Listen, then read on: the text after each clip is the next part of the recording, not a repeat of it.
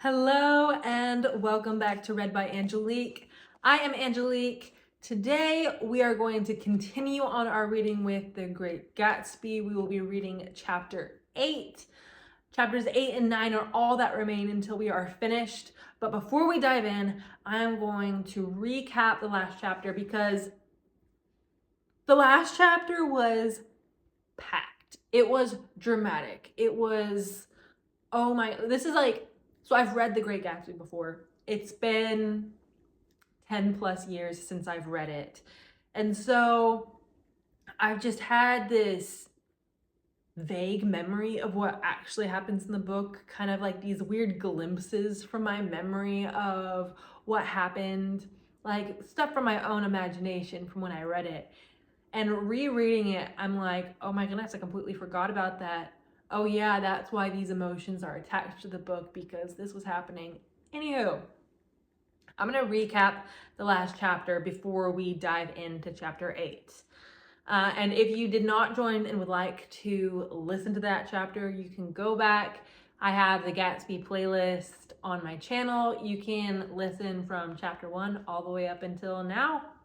And so chapter 7 starts out with Nick noticing that Gatsby's house is not full of life anymore. The lights are turned out. Any wandering people that want to crash at Gatsby's house for a party, they like drive in and they drive out. So Nick is just constantly seeing these cars come in, come out, and now Nick is concerned. Finally goes to the door and to Gatsby's door to see what's going on. Knocks, but it's a different butler at the door. And he's kind of a gruff guy. He's not really very warm and welcoming. And Nick's like, hey, like, tell Gatsby I'm here. And the butler's like, he's not seeing anyone. And he's like, tell him Caraway is here. And so the butler tells Gatsby. Gatsby invites him in. And Nick's like, are you leaving? Like, what's going on? And Gatsby's like, I was just really sick of the gossip. And so I fired everyone and hired all new staff, people that are going to keep their mouths shut. And you get the feeling now that he's connected with Daisy, he doesn't care about all the things. That was just to attract her and in hopes of bringing her to his house. But now she's been to his house. They are reconnecting and things are on the path that he wanted. So he doesn't need that showiness anymore. And he's kind of sick of being talked about. And then Gatsby's like, hey, I got invited to the Buchanans, to Daisy and Tom's house for lunch. You should come. And Nick's like, I wasn't really invited. I don't know. But then Daisy calls him and is like, please come. And he's like, yeah, I already told Gatsby I'd be there. So they go to lunch at Buchanan's. And remember, this is awkward now. It's like, because Daisy and Gatsby have rekindled their friendship. There is an understanding between them and they're talking. Nick knows about it. Jordan Baker, who's also at lunch, knows about it. And Tom is the only man out. But he is starting to suspect things. So they're sit down at lunch, and this whole chapter is set in a day that is extremely hot. So I think it's in August. It's the hottest day ever in New York. They don't have air conditioning or anything. So the doors are open. They're trying to get cool, but it's just one of those days where it's like, you don't want to move a muscle or else like your body heat is just too much. You don't want to touch yourself. You don't want to touch anything or anyone around you. You don't want to move. You just want to stay still. And there's not really a breeze either. It's just like this stifling, humid heat that makes everything sticky. So they're at lunch doing their best to cool off and be happy at this time. Because on these days, a good mood is just hard to come by, right? And while they're at lunch, Tom gets a call. And we're like, maybe this is the mistress again. But we overhear Tom talking to Wilson, his mistress's husband, about selling a car. And he's like, I'm not talking about this right now. Like, we're not going to talk about me selling you a car. I'm at lunch with my family. While Tom is gone, Daisy's daughter comes in and Gatsby meets her for the first time. And Daisy, in this weird way, is like, she looks nothing like her father. She just looks like me. I think almost in a way to like, she wants Gatsby to fall in love with her daughter, you know, where it's the sign of her and Tom's love. And so it's probably awkward where it's like, look at my daughter and don't see Tom, see me in her.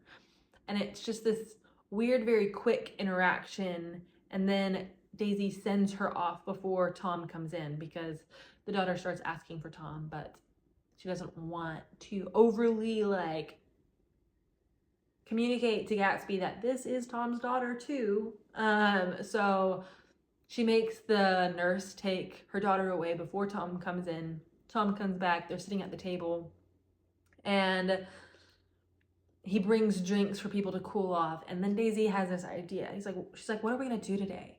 Let's go to town. Let's do something. But everyone's kind of like in a bad mood, not really into it. But she keeps moaning on and on about it. And Tom is feeling awkward and is getting riled up around Gatsby because he's starting to feel and see this relationship in front of him. They're starting to be very overt about their affair.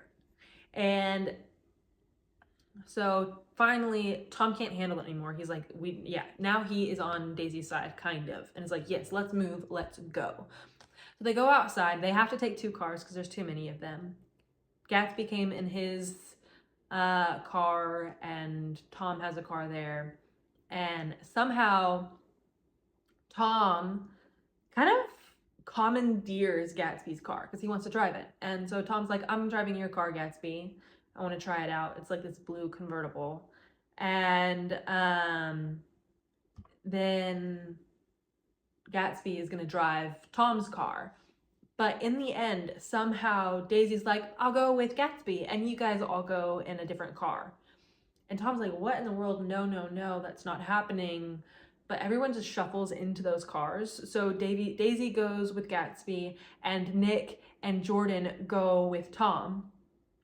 But then Gatsby's like, also like, he was trying to convince Tom not to take his car. He's like, it's almost out of gas. You'll need to get gas on the way. Just like, don't take it. Let's all, go together. I guess there's exactly 5 of them. So yes, they could have, yes, there's 5 of them. They could have gone together. But instead they take 2 vehicles because Tom is being pig-headed and wants to drive Gatsby's car. Almost like the show of like masculine, I can drive your car kind of thing. And I'm not giving you an option, even though Gatsby's like protective of his car. And so Gatsby's just like, okay, fine, you take my car, I'll take your wife. Anywho, they drive off, but Tom has to stop to get gas. And so they stop at Mr. Wilson's garage, where his mistress lives, as well, to get gas. And while he's there, Wilson starts asking him about the car that he called about during lunch. And was like, hey, will you sell it? We're really tight on cash. And while he's getting gas, Wilson says, we're moving. I'm taking my wife away. And Tom's like, wait, what? You're moving? This news is hitting him a lot harder than Wilson would realize, because them moving means his mistress is leaving him.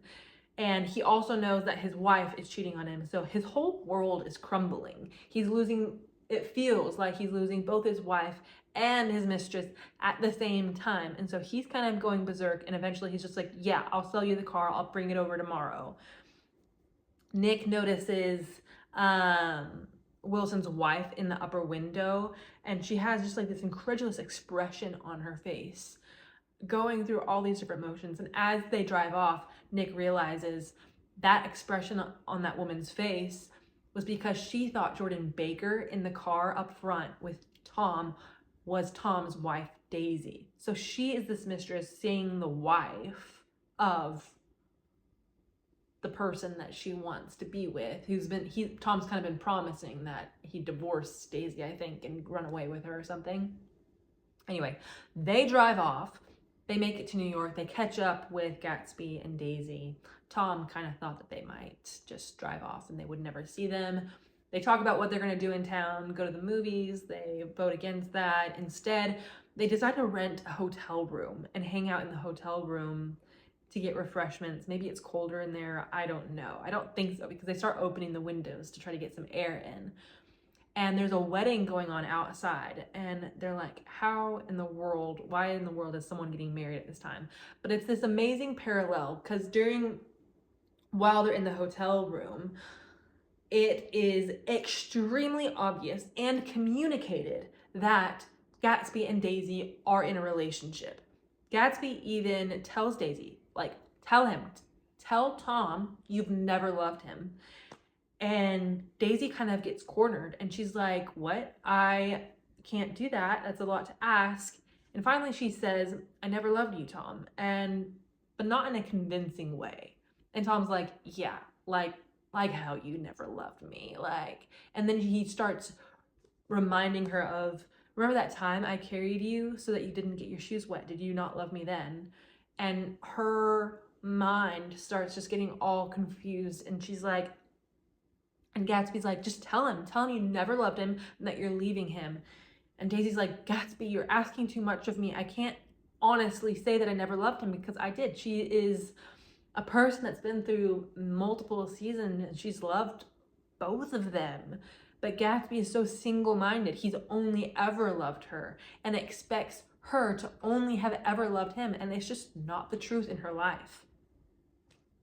So things kind of explode in the hotel room, and eventually everyone's like, okay, we're leaving.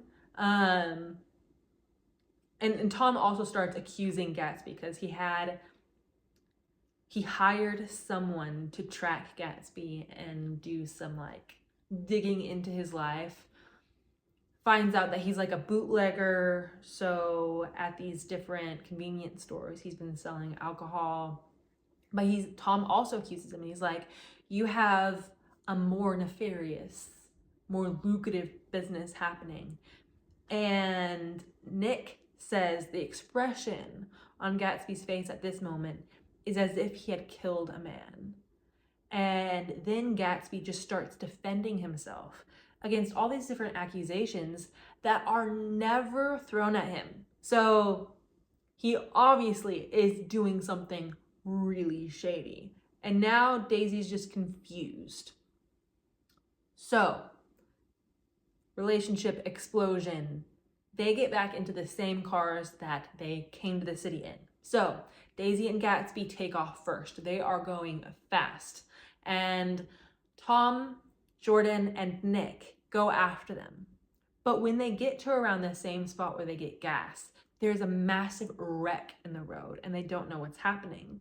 So Tom decides to pull over and check, because everyone has kind of congregated in the garage where the wreck had happened. And when he gets there, he sees his mistress lying on a workbench, dead, with a blanket on her. And Wilson is there by his wife, grieving. So Tom comes in and kind of tries to console Wilson, but at the same time, he is falling apart inside, because his mistress, whom I think he really did love, is dead in front of him. And they're all in shock, and finally he takes Wilson aside and is like, get it together, man.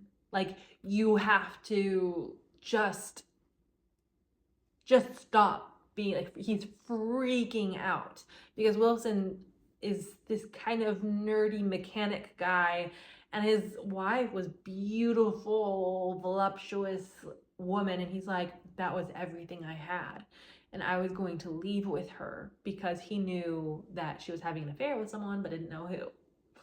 And then they kind of the police start showing up, or asking questions, because she was hit by a car.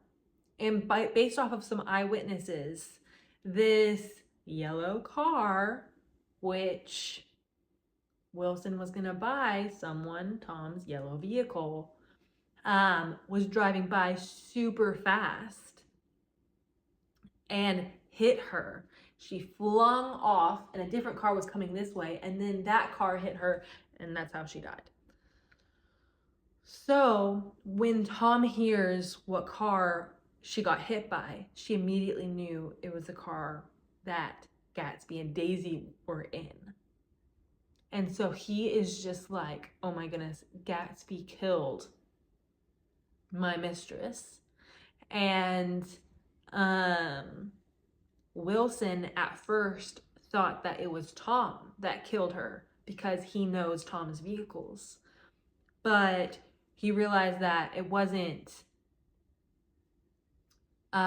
because he was driving the other car on his way into town and driving the same car back. He was like, oh wait, that was not the car. It can't be Tom. But the reason his mistress was running into the street was because she recognized Tom's car, but it wasn't Tom driving, so they didn't stop. Anywho, Tom's like, I have to leave this. So he just leaves the scene and goes back to the house, and he knows like he's about to confront Daisy, confront Gatsby. But when he gets to the house, the car is put away. Daisy's inside, but Gatsby's not there. And when they arrive, Tom's like, come on inside, Nick. We'll figure all this out. And Tom at this point is like, I'm done with you guys. Like, no more. This is too much. And so Tom goes inside, and then Jordan tries to convince him to come inside and remind him, Jordan and Nick are a thing. They're an item. And Jordan's like, come inside, babe. And he's like, no. And Jordan sees in his eyes that he's kind of rejecting her and all of them in one go. So with a hurt expression, she runs inside. And then Nick's like, I'm just going to call a cab. So he starts walking to the front gates and he's going to meet the cab because he's like, I'm not staying here anymore. On his way out, Gatsby comes around some bushes. And Nick's like, what in the world are you doing hiding in the bushes, man? And Gatsby's like, I'm just making sure that everything's okay. Like, I'm trying to make sure that Daisy's all right inside. I don't know what Tom will do, blah, blah, blah. And because Gatsby just doesn't get in his head that Tom loves Daisy, despite all the things that he does, despite his cheating, despite his anger and all of that, he loves Daisy and he's not gonna hurt her, not physically at least. And Nick kind of tries to explain that, but Gatsby's like, no, I have to stay here. And then it clicks in Nick's head, and he's like, Daisy was the one driving, wasn't she? And Gatsby's like, yeah. She just tried to convince me that she could drive. She wanted to drive home so that she could be distracted after our conversation at the hotel, so I let her drive. But when we got there, she was just going so fast. She hit her, and I tried to convince her to stop, but she wouldn't stop. She just was glued to the road and just kept on driving. So it was just like this mess of a situation. It was a hit and run, but it was Daisy driving, not Gatsby. And so now Gatsby's like, hey, can you just like go check on them, make sure they're all right? And Nick's like, oh my gosh, they're fine, but okay. Nick walks around the house, just looks in the windows, and then when he gets to the kitchen windows, he sees Tom and Daisy sitting in the kitchen, and it's just like this really intimate scene. They're holding hands. The servants set out dinner, and they're kind of nibbling. And there's something that it's almost like the scene, you can tell that they are close. They see each other's best and worst, and they're accepting each other. That's what this moment looks like. And then Nick is like, they're fine, and leaves Gatsby, and Gatsby's like, I'm gonna stay here until I know everything's okay. And Nick's like, okay, bye, and leaves. Anyway, sorry, that was a really long recap, but it was an intense chapter. Okay, The Great Gatsby by F. Scott Fitzgerald, chapter 8. Take a sip of tea.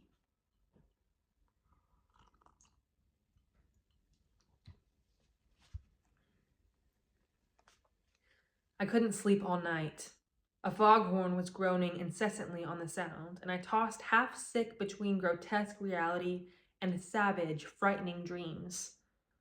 Toward dawn, I heard a taxi go up Gatsby's Drive, and immediately I jumped out of bed and began to dress.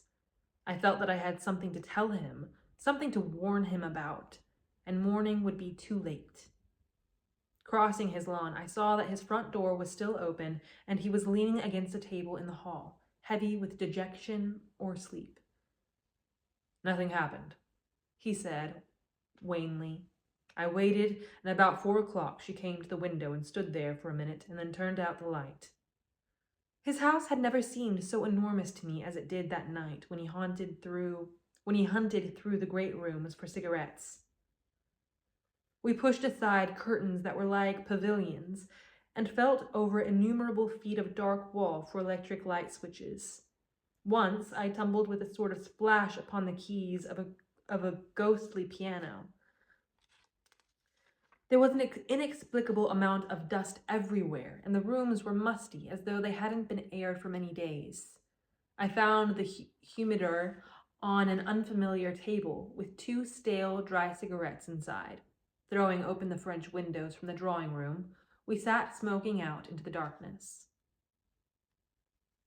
"You got to go away," I said. "It's pretty certain they'll trace your car." "Go away now, old sport." "Go to Atlantic City for a week, or up to Montreal."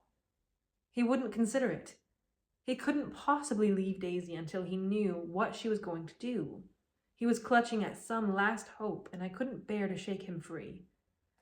It was this night that he told me the strange story of his youth with Dan Cody. Told it to me because J. Gatsby had broken up like glass against Tom's hard malice, and the long secret extravaganza was played out. I think that he would have acknowledged anything now, without reserve, but he wanted to talk about Daisy. She was the first nice girl he had ever known. In various unrevealed capacities, he had come in contact with such people, but always with indiscernible barbed wire between. He found her excitingly desirable. He went to her house, at first with other officers from Camp Taylor, then alone. It amazed him. He had never been in such a beautiful house before. But what gave it an air of breathless intensity was that Daisy lived there. It was as casual a thing to her as his tent out at camp was to him. There was a ripe mystery about it, a hint of bedrooms upstairs more beautiful and cool than other bedrooms, of gay and radiant activities taking place through its corridors, and of romances that were not musty and laid away already in lavender, but fresh and breathing and redolent of this year's shining motor cars, and of dances whose flowers were scarcely withered. It excited him, too, that many men had already loved Daisy. It increased her value in his eyes. He felt their presence all about the house, pervading the air with the shades and echoes of still vibrant emotions. But he knew that he was in Daisy's house by a colossal accident. However glorious might be his future as J. Gatsby, he was at present a penniless young man without a past, and at any moment the invisible cloak of his uniform might slip from his shoulders. So he made the most of his time. He took what he could get, ravenously and unscrupulously. Eventually he took Daisy one still October night, took her because he had no real right to touch her hand. He might have despised himself, for he had certainly taken her under false pretenses. I don't mean that he had traded on his phantom millions, but he had deliberately given Daisy a sense of security. He let her believe that he was a person from much the same stratum as herself, that he was fully able to take care of her. As a matter of fact, he had so much faculties. He had no comfortable family standing behind him, and he was liable at the whim of an impersonal government to be blown anywhere about the world. But he didn't despise himself, and it didn't turn out as he had imagined. He had intended, probably, to take what he could and go, but now he found that he had committed himself to the following of a grail. He knew that Daisy was extraordinary, but he didn't realize just how extraordinary a nice girl could be. She vanished into her rich house, into her rich, full life, leaving Gatsby nothing. He felt married to her, that was all. When they met again 2 days later, it was Gatsby who was breathless, who was somehow betrayed. Her porch was bright with the bought luxury of starshine, and the wicker of the settee squeaked fashionably as she turned toward him, and he kissed her curious and lovely mouth. She had caught a cold, and it made her voice huskier and more charming than ever, and Gatsby was overwhelmingly aware of the youth and mystery that wealth imprisons and preserves, of the freshness of many clothes, and of Daisy, gleaming like silver, safe and proud above the hot struggles of the poor. I can't describe to you how surprised I was to find out I loved her, old sport. I even hoped for a while that she'd throw me over, but she didn't, because she was in love with me too. She thought I knew a lot because I knew different things from her. Well, there I was, way off my ambitions, getting deeper in love every minute, and all of a sudden I didn't care. What was the use of doing great things if I could have a better time telling her what I was going to do? On the last afternoon before he went abroad, he sat with Daisy in his arms for a long, silent time. It was a cold fall day, with the fire in the room, and her cheeks flushed. Now and then she moved, and he changed his arm a little, and once he kissed her dark, shining hair. The afternoon had made them tranquil for a while, as if to give them a deep memory for the long parting of the next day promised. They had never been closer in their month of love, nor communicated more profoundly one with another than when she brushed the silent lips against his coat's shoulder, or when he touched the end of her fingers, gently, as though she were asleep. He did extraordinarily well in the war. He was a captain before he went to the front, and following the Argonne battles he got his majority and the command of the divisional machine guns. After the armistice, he tried frantically to get home, but some complication or misunderstanding sent him to Oxford instead. He was worried now. There was a quality of nervous despair in Daisy's letters. She didn't see why he couldn't come. She was feeling the pressure of the world outside, and she wanted to see him and feel his presence beside her, and be reassured that she was doing the right thing after all. For Daisy was young, and her artificial world was redolent of orchids and pleasant, cheerful snobbery and orchestras which set the rhythm of the year, summing up the sadness and suggestiveness of life in new tunes. All night the saxophones wailed the hopeless comment of the Beale Street blues, while 100 pairs of golden and silver slippers shuffled the shining dust. At the grey tea hour there were always rooms that throbbed incessantly with a slow, sweet fever, while fresh faces drifted here and there like rose petals blown by the sad horns around the floor. Through this twilight universe, Daisy began to move again with the season. Suddenly she was again keeping 6 dates a day with 6 men, and drowsing asleep at dawn with the beads and chiffon of an evening dress tangle among dying orchids on the floor beside her bed. And all the time something within her was crying for a decision. She wanted her life shaped now, immediately, and the decision must be made by some force of love, of money, of unquestionable practicality that was close at hand. That force took shape in the middle of spring with the arrival of Tom Buchanan. There was a wholesome bulkiness about his person and his position, and Daisy was flattered. Doubtless there was a certain struggle and a certain relief. The letter reached Gatsby while he was still at Oxford.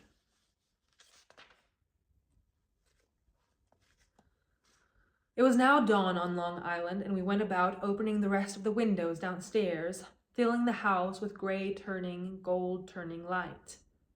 The shadow of a tree fell abruptly across the dew, and ghostly birds began to sing among the blue leaves. There was a slow, pleasant movement in the air, scarcely a wind, promising a cool, lovely day. I don't think she ever loved him. Gatsby turned around from the window and looked at me challengingly. You must remember, old sport, she was very excited this afternoon. He told her those things in a way that frightened her, that made it look as if he was some kind of cheap sharper. And the result was she hardly knew what she was saying. He sat down gloomily. Of course, she might have loved him just for a minute, when they were first married, and loved me more even then, do you see? Suddenly he came out with a curious remark. In any case, he said, it was just personal. What could you make of that, except to suspect some intensity in his concept of the affair that couldn't be measured? He came back from France when Tom and Daisy were still on their wedding trip, and made a miserable but irresistible journey to Louisville on the last of his army pay. He stayed there a week, walking the streets where their footsteps had clicked together through the November night, and revisiting the out-of-the-way places to which they had driven in her white car.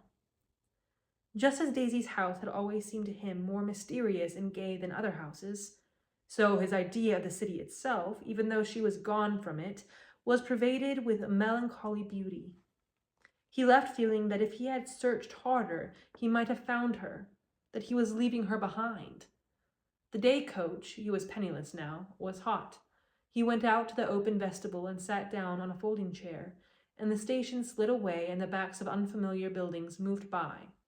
Then out into the spring fields, where a yellow trolley raced from them for a minute with the people in it who might once have seen the pale magic of her face along the casual street.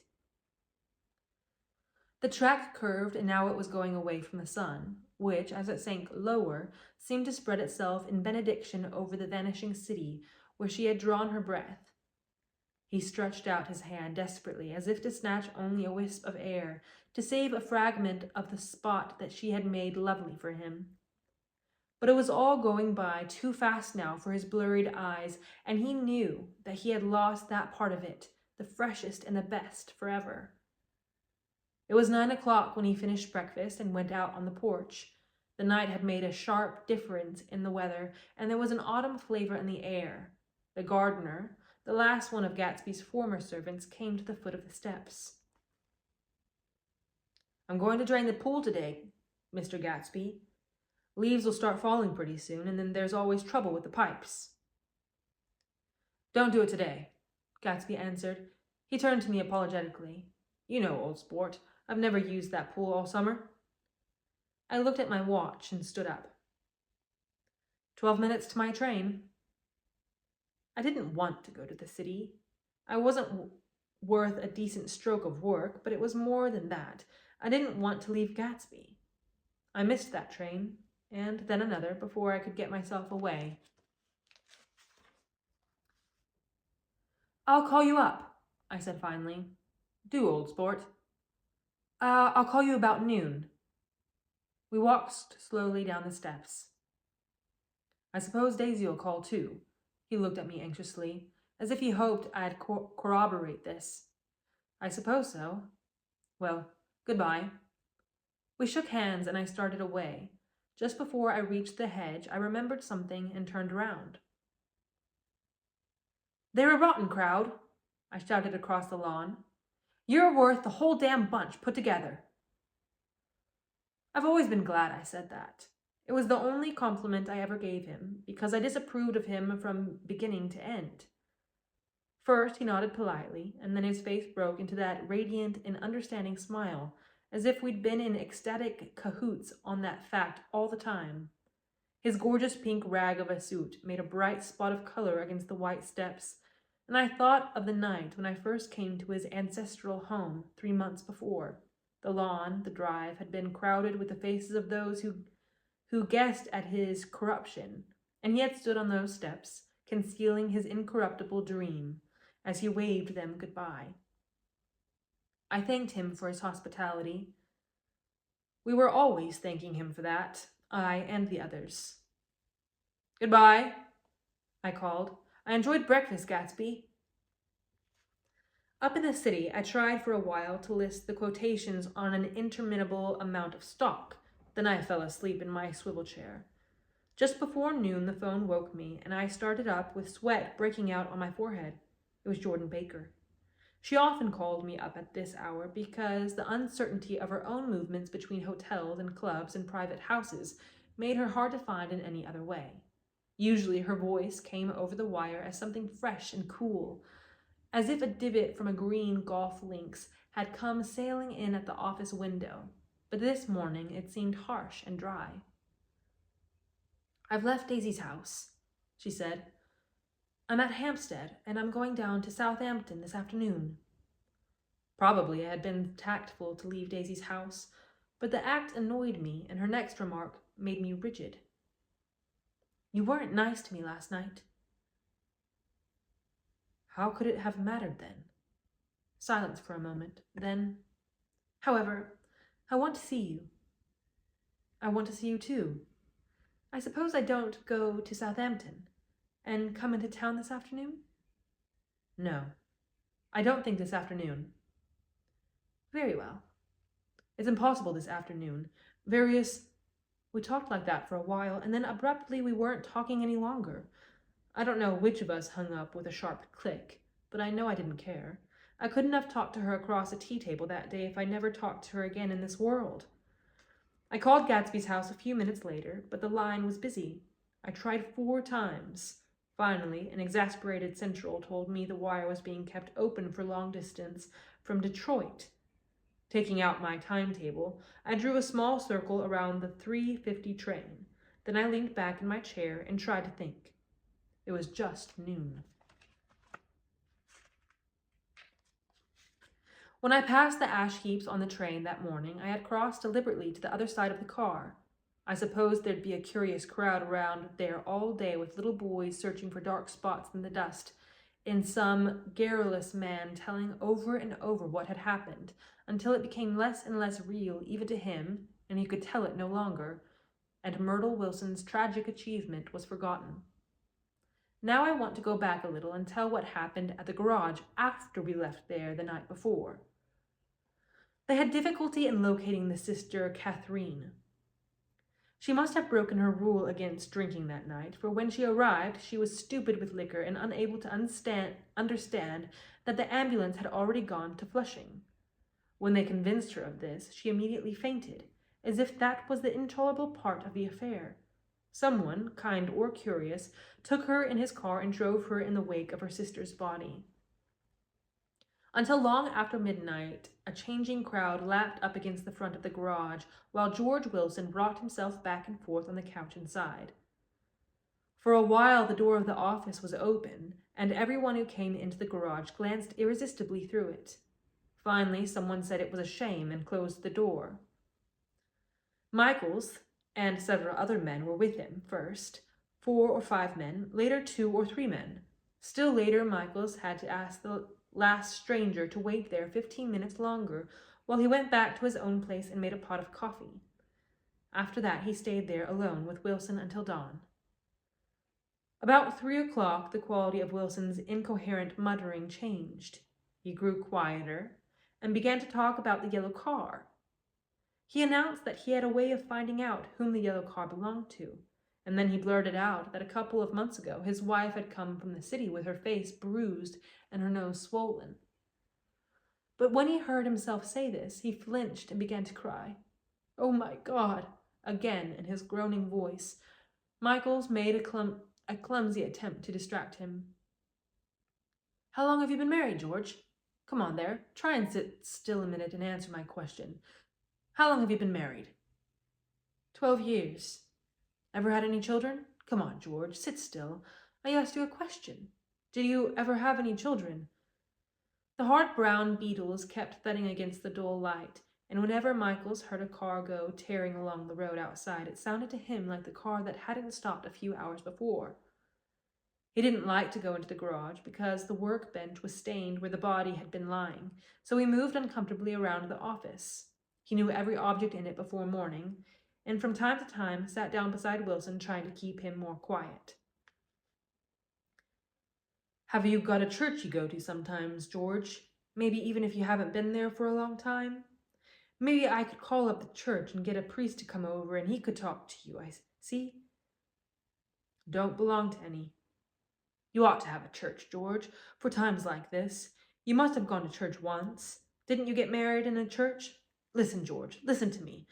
Didn't you get married in a church?" "That was a long time ago." The effort of answering broke the rhythm of his rocking. For a moment he was silent. Then the same half-knowing, half-bewildered look came back into his faded eyes. "Look in the drawer there," he said, pointing at the desk. "Which drawer?" "That drawer. That one." Michaels opened the drawer nearest his hand. There was nothing in it but a small, expensive dog leash, made of leather and braided silver. It was apparently new. "This?" he inquired, holding it up. Wilson stared and nodded. "I found it yesterday afternoon. She tried to tell me about it, but I knew it was something funny." "You mean your wife bought it?" "She had it wrapped in tissue paper on her bureau." Michaels didn't see anything odd in that, and he gave Wilson a dozen reasons why his wife might have bought a dog leash, but inconceivably Wilson had heard some of these same explanations before, from Myrtle, because he began saying, "Oh my God," again in a whisper. His comforter left several explanations in the air. "Then he killed her," said Wilson. His mouth dropped open suddenly. "Who did? I have a way of finding out." "You're morbid, George," said his friend. "This has been a strain to you, and you don't know what you're saying. You'd better try and sit quiet till morning." "He murdered her." "It was an accident, George." Wilson shook his head. His eyes narrowed, and his mouth widened slightly with the ghost of a superior "I know," he said defiantly. "I'm one of these trusting fellas, and I don't think any harm to nobody, but when I get to know a thing, I know it. It was the man in that car. She ran out to speak to him, and he wouldn't stop." Michaels had seen this too, but it hadn't occurred to him that there was any special significance in it. He believed that Miss Wilson had been running away from her husband rather than trying to stop any particular car. How could she have been like that? "She's a deep one," said Wilson, as if that answered the question. "Ah." He began to rock again, and Michaels stood twisting the leash in his hand. "Maybe you got some friend that I could telephone for, George." This was a forlorn hope. He was almost sure that Wilson had no friend. There was not enough of him for his wife. He was glad a little later when he noticed a change in the room, a blue quickening by the window, and realized that dawn wasn't far off. About 5 o'clock, it was blue enough outside to snap off the light. Wilson's gazed eyes turned out to the ash heaps, where small gray clouds took on fantastic shapes and scurried here and there in the faint dawn wind. "I spoke to her," he muttered after a long silence. "I told her she might fool me, but she couldn't fool God. I took her to the window." With an effort he got up and walked to the rear window and leaned with his face pressed against it. "And I said, God knows what you've been doing, everything you've been doing. You may fool me, but you can't fool God." Standing behind him, Michael saw with a shock that he was looking at the eyes of Dr. T.J. Eckelberg, which had just emerged pale and enormous from the dissolving night. "God sees everything," repeated Wilson. "That's an advertisement," Michaels assured him. Something made him turn away from the window and look back into the room. But Wilson stood there a long time, his face close to the window pane, nodding into the twilight. By 6 o'clock, Michaels was worn out and grateful for the sound of a car stopping outside.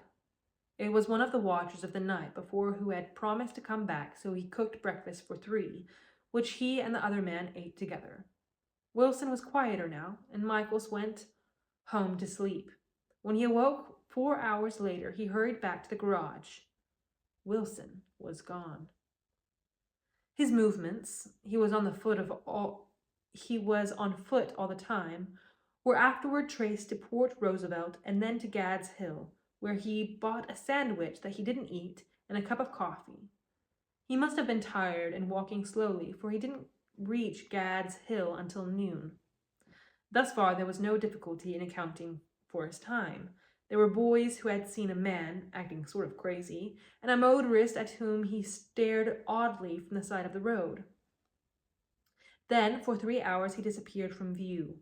The police, on the strength of what he said to Michaels, that he had a way of finding out, Suppose that he spent that time going from garage to garage thereabout, inquiring for a yellow car.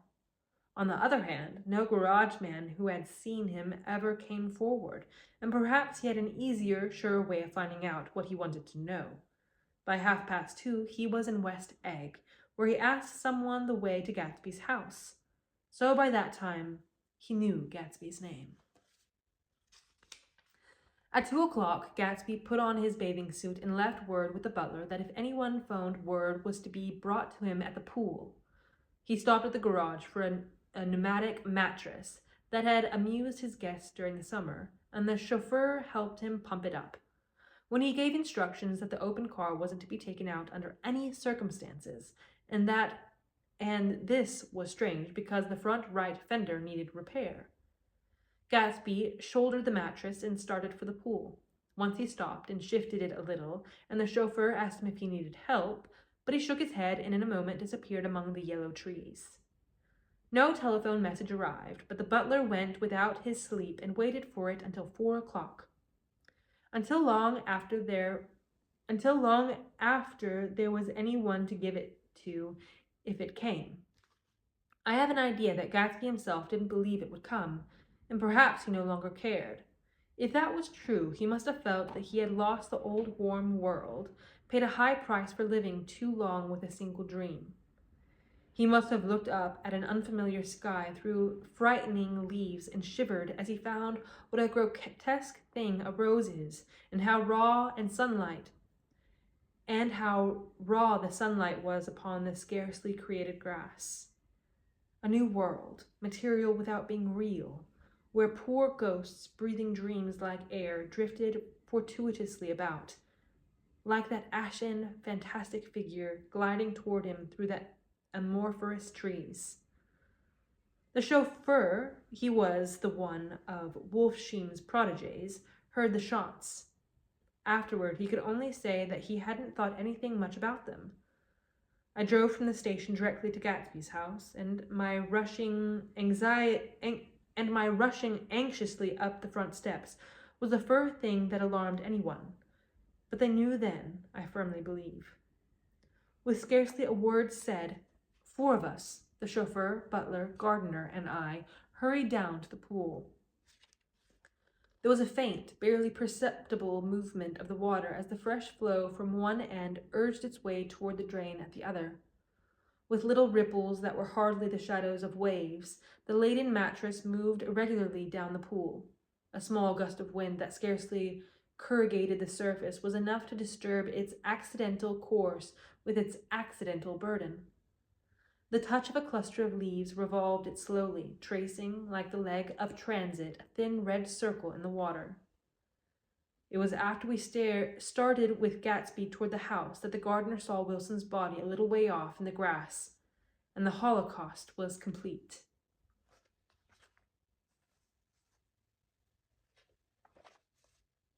That's the end of chapter 8. Well, that was dramatic, wouldn't you say? If you didn't catch that, Gatsby is dead, and I believe Wilson is as well. The end. Till next time. One last chapter to go.